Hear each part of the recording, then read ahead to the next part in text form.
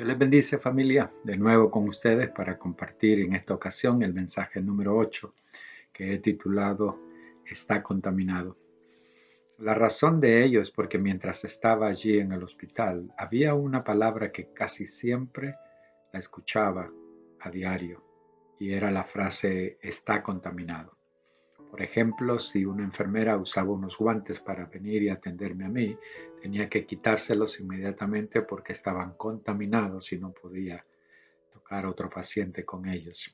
Si la comida, el paciente no la quería, nadie más se la podía comer porque estaba contaminada. Si los utensilios, las mesas, el lugar que se usaba, el recipiente para que los hombres pudieran orinar también, si tocaba algún otro utensilio, algún otro mobiliario, también eso estaba contaminado. La ropa también estaba contaminada. Así que esa frase de está contaminado la oía casi todos los días. Y eso me llevó a pensar en el hecho de hacerme una pregunta. ¿Estará contaminada la iglesia hoy en día? Y de ahí fue donde apareció todas estas ideas y pensamientos y enseñanzas y por supuesto fueron guiadas por el Señor en su palabra a través de su Santo Espíritu. Y eso es lo que quisiera compartir hoy, acerca de cómo el pueblo de Dios, aún en el Antiguo Testamento, se contaminó y la iglesia hoy en día tiene también la misma facilidad de contaminarse si no se cuida. Así que vayamos a la palabra y veamos en el Antiguo Testamento donde aparece esta contaminación. En el libro del Levítico, en el capítulo 14, el verso 36, está hablando acerca de la lepra y dice: entonces el sacerdote mandará desocupar la casa antes que entre a mirar la plaga, para que no sea contaminado todo lo que estuviera en la casa, y después el sacerdote entrará a examinarla. Todo lo que era tocado por un leproso quedaba contaminado. No solamente su cuerpo, sino también todos los muebles o enseres que tenía en esa casa. La casa misma, las paredes se podían contaminar. Así que el sacerdote era el encargado de ir y ver cómo estaba esta situación. Pero más adelante, en el capítulo 20, verso 3, veamos que hay otro tipo de contaminación que nos habla el Antiguo Testamento. En Levíticos 20, verso 3, dice: y yo pondré mi rostro contra tal varón y lo cortaré de entre su pueblo, por cuanto dio a sus hijos a Moloc, contaminando mi santuario y profanando mi santo nombre. Dios no quería que su pueblo tomara las costumbres que había en Canaán, y una de ellas era ofrecer sus criaturas, sí, los niños, a un dios llamado Moloc, porque decía: si alguien lo hace y entra, va a contaminar mi santuario. Así que Dios en el Antiguo Testamento tiene que bregar con esta situación, no solamente con la contaminación de la lepra, sino con el pecado de alguien en particular, como lo es la idolatría. Pero veamos otra situación donde el pueblo se contaminó, donde el pueblo no sacó a la luz el pecado y por eso inclusive sufren una derrota. Vayamos al libro de Josué, al capítulo 7. Y me voy a tomar la libertad de leer todo el capítulo para que usted entienda la seriedad con que Dios toma la contaminación del pecado dentro de su pueblo. Leemos entonces el capítulo 7 de Josué, que dice: pero los hijos de Israel cometieron una prevaricación en cuanto al anatema, porque Acán, hijo de Carmí, hijo de Sabdi, hijo de Sera, de la tribu de Judá, tomó del anatema, y la ira de Jehová se encendió contra los hijos de Israel. Después, Josué envió hombres desde Jericó a Ai, que estaba junto a Bet-aven, hacia el oriente de Betel, y les habló diciendo: subid y reconoced la tierra.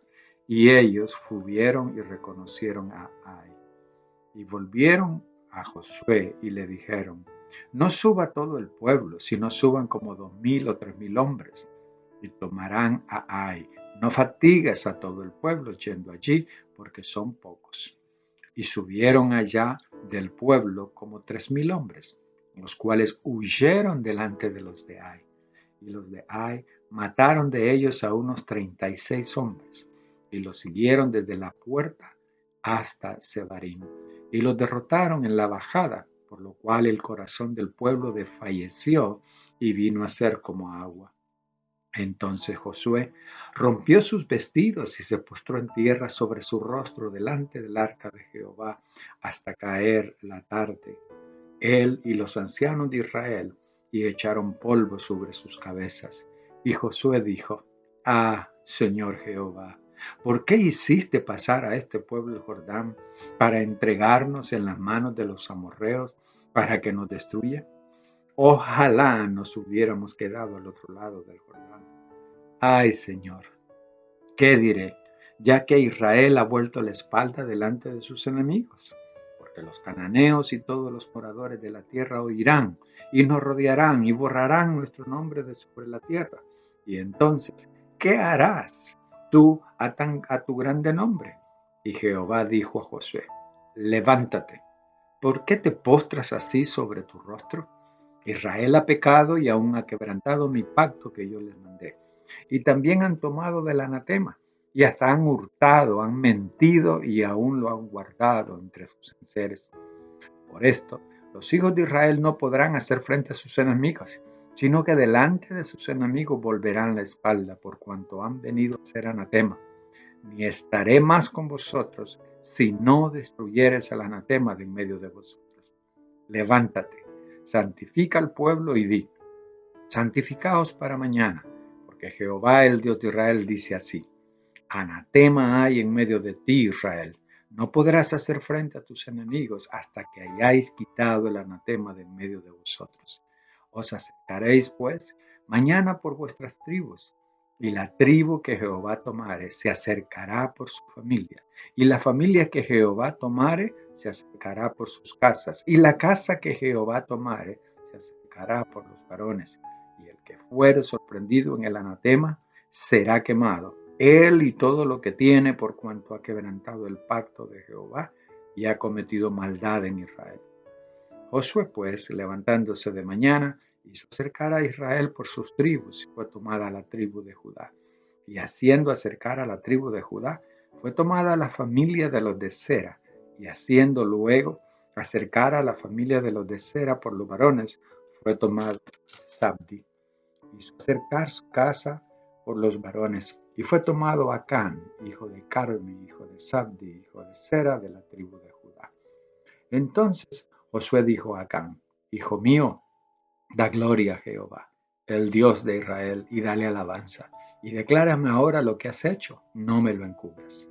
Y Acán respondió a Josué diciendo: verdaderamente yo he pecado contra Jehová, el Dios de Israel, y así he hecho.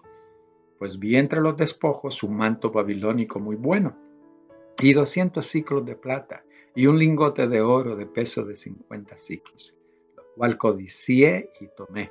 Y he aquí que está escondido bajo tierra en medio de mi tienda, y el dinero debajo de ella. Josué entonces envió mensajeros, los cuales fueron corriendo a la tienda.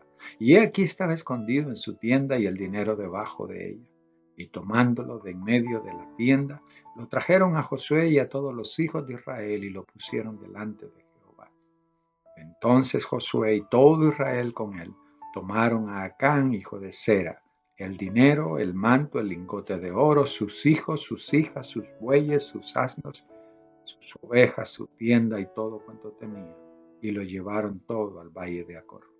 Y le dijo Josué: ¿por qué nos has turbado? Túrbete ahora Jehová en este día. Y todos los israelitas los apedrearon y los quemaron después de ser apedreados. Y levantaron sobre él un gran montón de piedras que permanece hasta hoy. Y Jehová se volvió del ardor de su ira. Y por esto aquel lugar se llama el valle de Acor hasta hoy.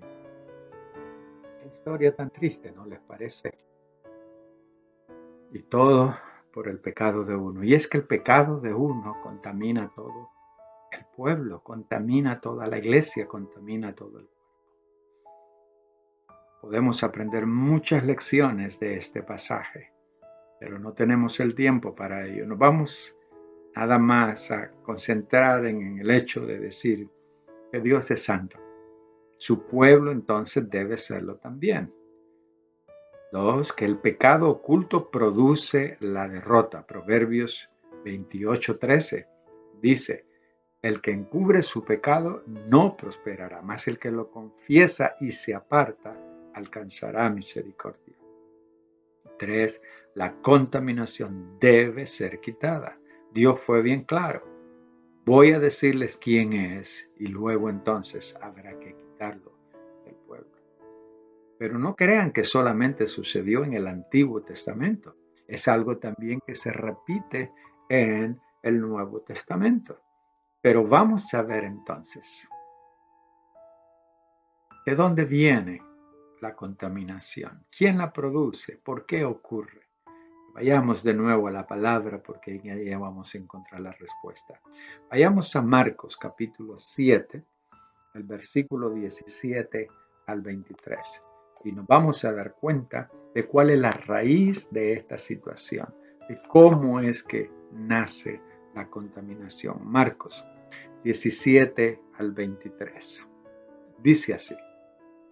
Cuando se alejó de la multitud y entró en casa, le preguntaron sus discípulos sobre la parábola. Versos anteriores, el Señor había estado hablando de algo y ellos pensaron que era una parábola, pero no era así. Y luego el verso 18, él dice, Él les dijo, ¿también vosotros estáis aún sin entendimiento? ¿No entendéis que todo lo de fuera que entra en el hombre no le puede contaminar? Porque no entra en su corazón, sino en el vientre y sale a la letrina. Esto decía, haciendo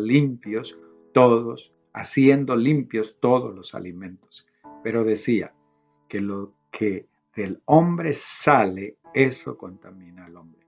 Porque de dentro del corazón de los hombres salen los malos pensamientos, los adulterios, la fornicación, los homicidios, los hurtos, las avaricias, las maldades, el engaño, la lascivia, la envidia, la maledicencia, la soberbia, la insensatez.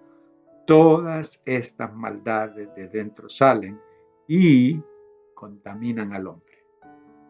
Aquí está la respuesta, está sumamente clara. Es de nuestro corazón. El Señor lo tenía bien claro. Dejar de lavarse las manos para el corazón antes de comer o comer algo en sí, eso no contamina. ¿Por qué? Porque eso va al vientre y del vientre a la letrina. Lo dijo bien claro. Pero lo que sale del hombre, lo que sale del corazón, eso es lo que contamina. Eso es lo que produce el pecado.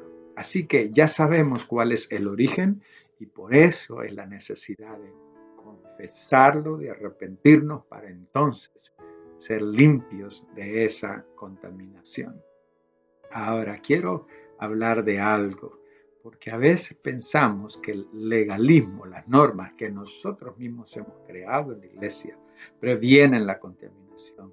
Y eso no es cierto.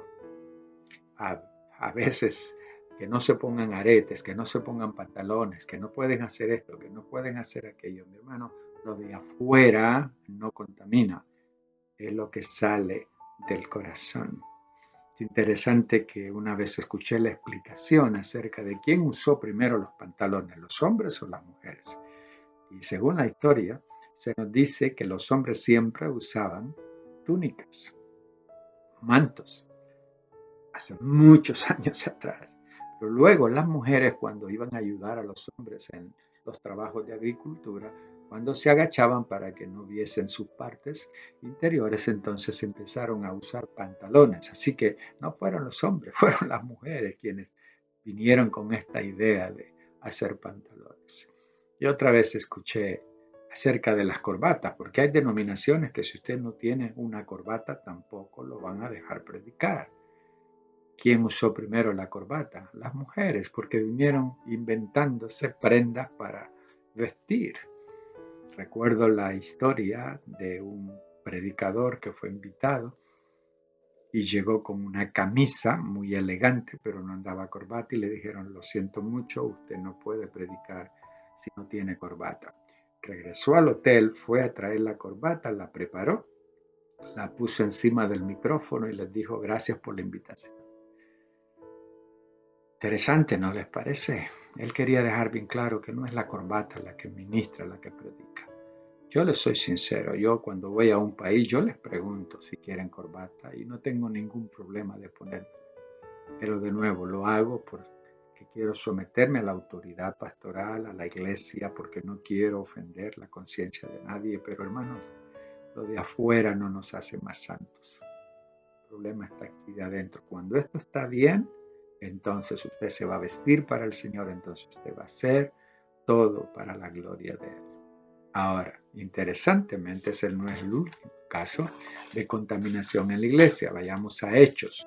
Usted conoce ese pasaje, el famoso pasaje de Ananías y de Zafira. Y mire lo que dice la palabra del Señor. Hechos capítulo 5, versículo del 1 al 11, para que usted se dé cuenta que la contaminación es producto del corazón. Leemos Hechos 5, del 1 al 11. Pero cierto hombre llamado Ananías, con Zafira su mujer, vendió una heredad y sustrajo del precio, sabiéndolo también su mujer, y trayendo solo una parte, la puso a los pies de los apóstoles. Y dijo Pedro, Ananías, ¿por qué llenó Satanás tu corazón para que mintieses al Espíritu Santo y sustrajeses del precio de la heredad? Reteniéndola, ¿no se te quedaba a ti? Y vendida, ¿no estaba en tu poder? ¿Por qué pusiste esto en tu corazón? No has mentido a los hombres, sino a Dios. Y al oír Ananías esta palabra, cayó y expiró. Y vino un gran temor sobre todos los que lo oyeron. Y levantándose los jóvenes, lo envolvieron y sacándole lo sepultaron. Pasado un lapso como de 3 horas, sucedió que entró su mujer no sabiendo lo que había acontecido. Entonces Pedro le dijo, dime, ¿vendiste en tanto la heredad? Y ella dijo, sí, en tanto. Y Pedro le dijo, ¿por qué conviniste en tentar al Espíritu del Señor? He aquí a la puerta los pies de los que han sepultado a tu marido y te sacarán a ti. Al instante ella cayó a los pies de él y expiró. Y cuando entraron los jóvenes la hallaron muerta y la sacaron y la sepultaron junto a su marido. Y vino gran temor sobre toda la iglesia y sobre todos los que oyeron estas cosas. Dios quería enviar un mensaje a su iglesia, a la iglesia que acababa de ser llena del Espíritu Santo, la iglesia que tenía por norma que no hubiera ningún necesitado. Bernabé da el ejemplo y estos quieren imitarlo, pero no del todo. Sustrajeron parte. Querían mentir, querían dárselas de generosos para que la iglesia lo supiera, pero estaban contaminados. La mentira se había hecho cargo y Jesús lo dijo bien claro, el padre de mentira es el diablo, él es engañador. Ustedes tienen que decir la verdad. Algo que está contaminando a la iglesia hoy en día es la mentira. Y tenemos que tener cuidado. Yo creo que si Dios siguiera haciendo este tipo de juicio, los más ocupados serían los jóvenes, enterrando gente a diestra y a siniestra. Hermanos, esto es serio. La contaminación es seria. Dios es un Dios santo y por eso quiere eliminar este tipo de pecados como la mentira. Pero no solamente hay esa contaminación en las iglesias. Les hablaba del mensaje número 7 acerca de cuál es la condición de la iglesia. Y la iglesia está contaminada. ¿Por qué lo digo? Vayamos nuevamente al libro de Apocalipsis, los capítulos 2 y 3. No vamos a tocar las 7 iglesias, solo quiero darles 2 ejemplos del tipo de contaminación que había. Vayamos a Revelación, Apocalipsis capítulo 2, versos 14 y 15. Dice así, cuando Dios le está hablando a la iglesia de Pérgamo. Pero tengo unas pocas cosas contra ti, que tienes ahí a los que retienen la doctrina de Balaam, que enseñaba a Balac a poner tropiezo ante los hijos de Israel, a comer lo sacrificado a los ídolos y a cometer fornicación. Y también tienes a los que retienen la doctrina de los nicolaítas, la que yo aborrezco. Dos tipos de contaminación: el amor al dinero, cosas que aún los siervos de Dios han caído por querer hacerse ricos. Balaam tuvo que pagar el precio. Dios tuvo que hablarle a través de una burra para que se arrepintiera. Pero también había los nicolaítas, gente que se dedicaba a la perversidad sexual. Hermanos, Dios quiere limpiar su iglesia de toda contaminación. Dios es un Dios santo y no va a aceptar el pecado. Tarde o temprano el pecado va a salir a la luz. Cristo lo dijo: lo que ustedes hagan en secreto se va a publicar desde las azoteas. Qué triste es cuando un siervo de Dios, usado por el Señor, no se arrepiente, mantiene el secreto y luego todo es sacado a la luz. He oído de varios, y no quiero decir nombres, no necesito decir nombres, porque sabe que usted y yo no estamos exentos de cometer el mismo pecado. Cristo lo dijo bien claro: el que esté libre de pecado, que lance la primera piedra. Por eso tenemos que examinarnos. Por eso tenemos que ver qué es lo que hay en nuestro corazón. Decirle a Dios como el salmista: Señor, examíname, ve si hay camino de perversidad en mí. David, el hombre conforme al corazón de Dios, también se contaminó. En vez de irse a la guerra a hacer lo que tenía que hacer como rey, se quedó en la vagancia, se quedó haciendo lo que no debía de ser, mirar la mujer del prójimo, y no solamente eso, sino mandar a matar para ocultar el pecado, porque siempre, hermano, siempre, un pecado pequeño va a llevarnos a uno más grande, y vamos a terminar en ese círculo vicioso donde el diablo va a hacer de las suyas. Por eso es que hacer como dice la palabra del Señor: salgamos a cazar las zorras pequeñas, porque las zorras pequeñas siempre van a echar a perder el viñedo. Que el Señor nos ayude. Este es un buen día para pensar: Señor, me estoy contaminando con el mundo, me estoy contaminando, Señor, con las mentiras que el diablo está poniendo en mi mente. Señor, en mi corazón hay cosas que no deben estar: la envidia, los celos, la mentira, el orgullo, la fornicación, el adulterio. Porque Cristo dijo que el adulterio no era necesariamente acostarse con alguien que no es su esposa, sino que con solo mirarla y desearla ya había pecado.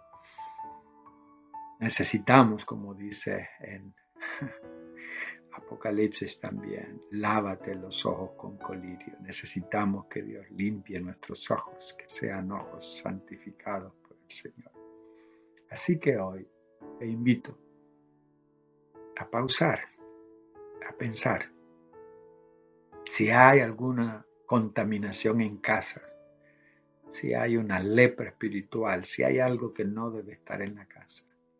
Señor, muéstrame qué es lo que está en mi casa que no te agrada, para deshacerme de ello, para quemarlo, para sacarlo.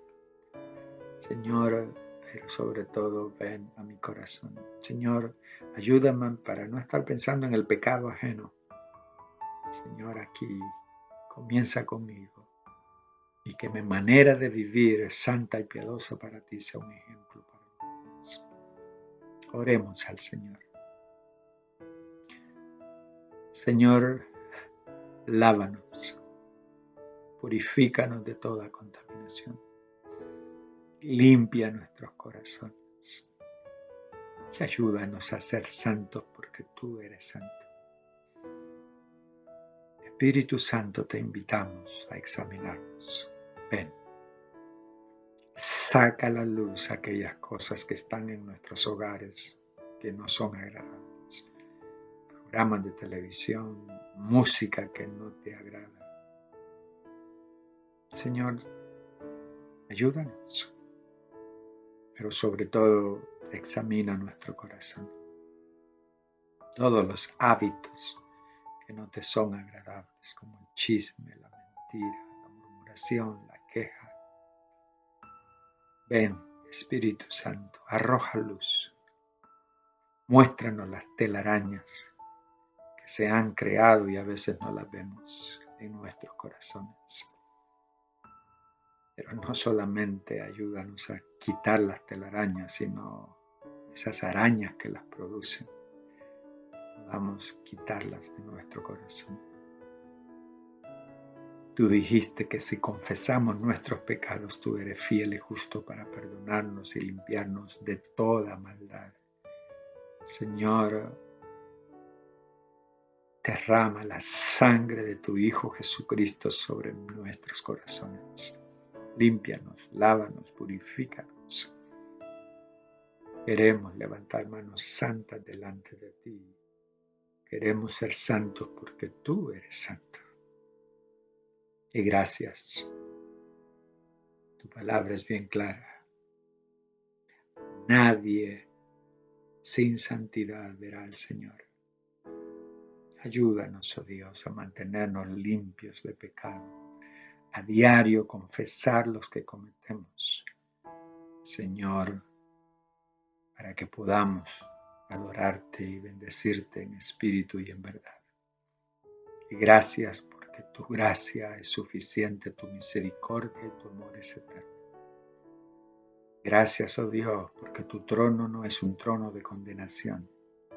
Por eso podemos acercarnos confiadamente y recibir misericordia y recibir gracia, el perdón de nuestros pecados. Gracias, oh buen Dios, porque eres un buen Padre y tú al Hijo que amas lo disciplinas. Gracias, Padre, en el nombre de Jesús. Amén. Que el Señor les bendiga, mis hermanos.